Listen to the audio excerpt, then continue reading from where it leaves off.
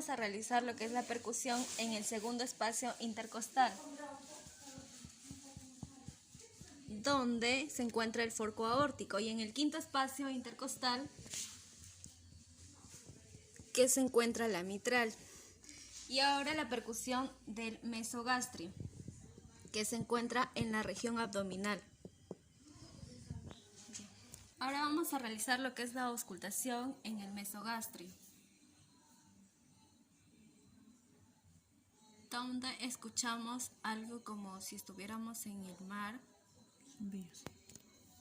así como oleaje,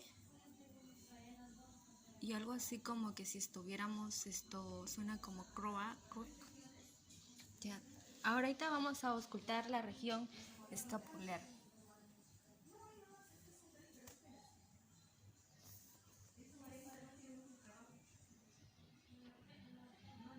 donde escuchamos algo como tambores, como que viene tum, se calma y viene tum. Ya.